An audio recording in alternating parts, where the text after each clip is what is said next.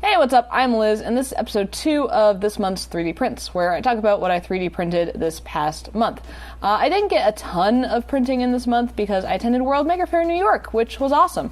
And a lot of the prints were actually printed for Maker Faire, so let's dive right in.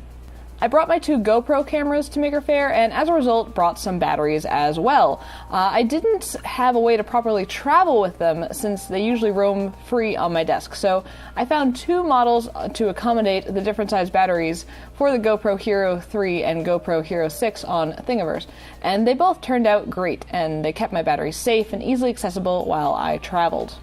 I also needed a way to securely bring my SD cards so they wouldn't get lost, so I printed this really nice holder that twists closed. When it's closed, the cards don't bounce around, they stay nice and secure, so I definitely recommend this case if you need to travel with SD cards and want to just be able to throw them in your bag and not worry about it. The final print that I did to prep for Maker Faire actually didn't make it to Maker Faire. I printed this gimbal for a GoPro 3 with a remixed part to allow for a bearing to be used to make it a little bit smoother. It's a really cool design, but I decided while I was packing the night before I left to not take it because I wasn't sure how well it would travel or work since I hadn't had time to get any test footage with it. I was actually still printing it while I was packing. One thing I want to note is that you need to put some kind of weight in the top portion, and I decided to use fishing weights. I don't know what you use fishing weights for when you're fishing, or even how fishing works really, but these little ones are great for a 3D printed gimbal. Now for the less practical prints, or the fun prints. This Targaryen shield. I did a whole video on this print, which I'll link below, but in case you missed it, I basically took 2 existing models and remixed them with Mesh Mixer to create this 3D Targaryen shield from Game of Thrones. It was a really long print, about 18 hours, so let's just take in the time lapse.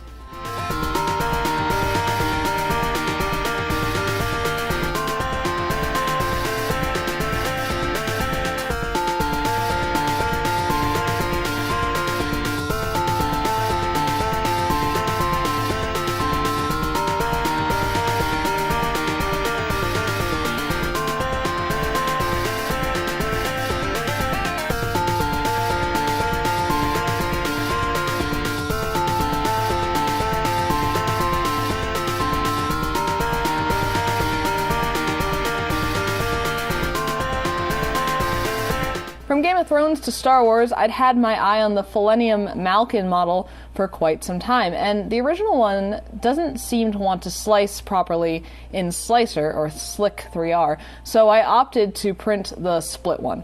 If you caught episode 1, being for the series, not the Phantom Menace, you may recall I tried some Amazon Basics filament in green and hated it. I had gotten some gray too, and tried again with this model. I wasn't a fan for the back of the Falcon. You can see some extrusion problems and just some overall gunkiness. However, I reduced my perimeters from 3 to 2 for the front, and it printed a lot better. I really like how it turned out, so I'll be reprinting the back with 2 perimeters, and we'll assemble the ship then, so keep an eye out in an upcoming episode. I like to use 3 perimeters for models like this to ensure that you can't see the infill lines, but this gray filament seems to print nice and opaque, so the 2 perimeters seems to be enough.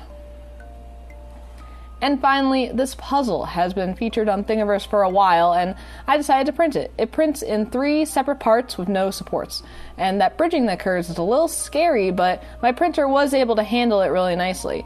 You then fit them together, and you get a nice cube. I went with an 80s neon color scheme for my pieces, and I've enjoyed playing with it a lot more than I thought it would. I also find looking at it with slightly slid apart to be fascinating to see how the parts kind of interact with each other. So that's what I printed this past month. I'll link all the models down in the description so you can try printing them if you want, but that's going to do it for this video. If you liked it, toss me a thumbs up and leave a question or comments down below, including maybe a catchier title for this series. Thank you for watching, and until next time, this has been Blitz City DIY.